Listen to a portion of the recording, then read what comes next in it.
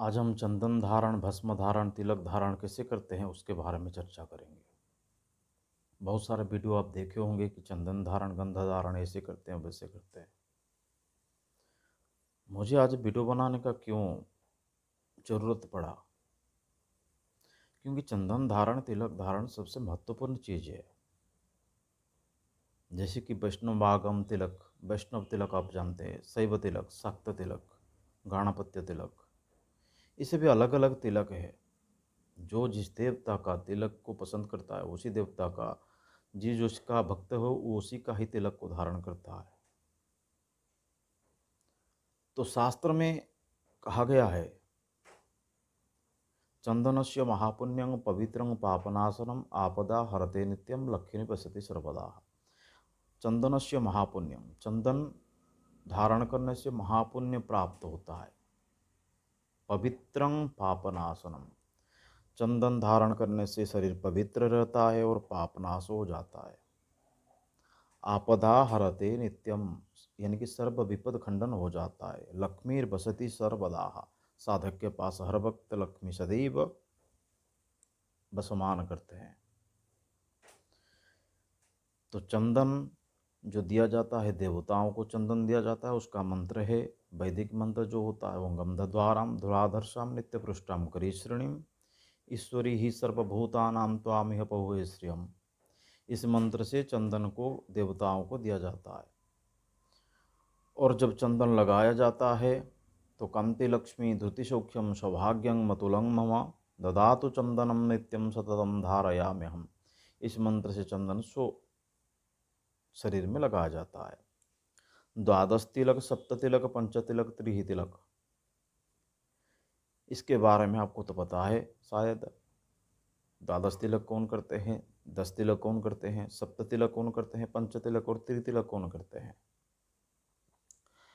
तो जो शाक्त धर्म के हिसाब से, जैसे कि शास्त्र में कहा गया है, एक जो किसको कौन सा तिलक धारण करना चाहिए, भूदेवानाम भूरि पांडु ऊर्ध्वपुंडं त्रिजगपुंडं चारुणं क्षत्रियाणां वैश्यानां स्यात्पीतमर्धेन्दुतुल्यं भृतनीलं चाम त्यजानां ललाटे। इसका मतलब है ब्राह्मण शुक्ल वर्ण का ऊर्ध्वपुंड धारण करता है, क्षत्रिय त्रिपुंड धारण करता है और शूद्र वर्तुलाकार गोल लगाता है, और जो वैश्य का है अर्धचंद्र तुल्य लगाता है। ये गया चंदन धारण का वर्ण के हिसाब से नियम। जदा यदि नास्ति भवति विप्रो मस्तकम तिलकं बिना नमस्कारम न कुर्यात मिचित पृच्छुम मनीषिणः। अगर कोई ब्राह्मण को आप देखते हैं तो ब्राह्मण अगर तिलक नहीं किया है तो ब्राह्मण तुल्य नहीं है। उसको नमस्कार करने से आपका पतन ही होगा। तिलक को या चंदन को हम लाते हैं, या चाहे श्वेत चंदन हो, चाहे रक्त चंदन हो, चाहे कुमकुम हो, उसको घिसना पड़ता है, जिसे हम घिसते हैं। घिसने के बाद चंदन उत्पन्न होता है, तो घिसना है। तो देवताओं को जो चंदन घिसेंगे वो दक्षिणावर्त में ऐसे ऐसे ऐसे ऐसे घिसेंगे लकड़ी को। देवियों का करना है तो बाएं वामावर्त में घिसेंगे, चाहे केसर डाले, चाहे कुमकुम डाले, कुछ भी डाले, आपको वामावर्त में घुमाना है। अगर भूत प्रेत पिशाच इतर जोनियों का आप चंदन धारण करवाना चाहते हैं तो आप सीधा ऐसे ऐसे ही घुमाएंगे। ये चंदन घिसने का तरीका या प्रक्रियाकरण है। और एक बात बता दो, चंदन कहाँ से आया, कुमकुम कहाँ से आया, ये सभी चीज़ कहाँ से आया और इनमें से कितना कितना तत्व है। तो ये सभी चीज़ वनस्पति से ही उत्पन्न हुए हैं। ये वनस्पति समुत्पन्नो, वनस्पति से ही उत्पन्न हुए हैं, इसीलिए इनका अधिपति देवता वन दुर्गा है। तो गंध को अभिमंत्रित करने के लिए ओम मत्स्य गंधमंत्रस्य ब्रह्मा ऋषि गायत्री छंदः वन दुर्गा देवी देवता, वन दुर्गा को आप आवाहन करना चाहिए। अस्य गंध धारणेर विनियोग, गंध को धारण करने के लिए उसको विनियोग करना चाहिए। विनियोग यानी कि आप जिसके ऊपर उपयोग करते हैं उसको विनियोग बोलते हैं। पैसा जिसके लिए खर्चा कर रहे हैं उस विनियोग हो गया। पैसा खर्चा कर दिए मतलब विनियोग हो गया। तो आपको चंदन को विनियोग करना है। उपयोग यानी कि अपने जो ब्रह्मरंध्र के ऊपर लगाना है और मस्तक के ऊपर तिलक लगाना है। वो हुआ विनियोग। तो विनियोग करने के बाद वन दुर्गा देवी माता को प्रणाम करके अभिमंत्रित करके गंध को धारण करेंगे, वो हुआ गंध। और सर्व वशीकरण, सर्व मोहिनी, सर्वगंध तिलक वशीकरण उसी में ही होता है। अगर वन दुर्गा को नहीं पुकारेंगे या नहीं मानेंगे या वन दुर्गा का स्मरण नहीं करेंगे, आपका कोई वशीकरण तिलक नहीं बनेगा, सनमोहन तिलक नहीं बनेगा, कुछ भी नहीं बनेगा। जैसे कि भस्म धारण करते हैं तो भस्म को उड़ाया जाता है, थोड़ा 10 दिक्पालों को दिया जाता है, नहीं तो बाह्य तरफ से उड़ा जाता है।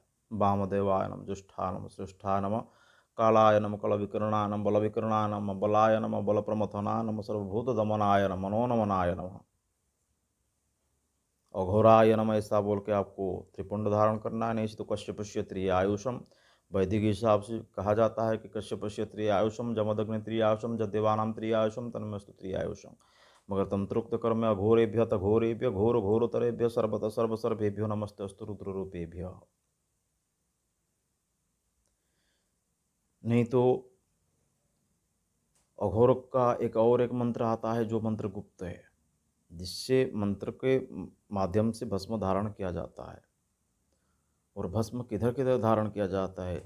ललाट में भस्म धारण किया जाता है, गले में भस्म धारण, बाहु में भस्म धारण किया जाता है, मणिबंध में भस्म धारण किया जाता है, नाभि में भस्म धारण किया जाता है, हृदय में भस्म धारण किया जाता है, कुकू में भस्म धारण किया जाता है, ककुदी में भस्म धारण किया जाता है, सर्वांग में भी भस्म धारण किया जाता है। तो भस्म से सभी पाप मिट जाता है। भस्म से कई प्रकारों का रोग तो ताप शोक निवारण हो जाता है। तो तिलक का प्रक्रिया सबसे बड़ा है।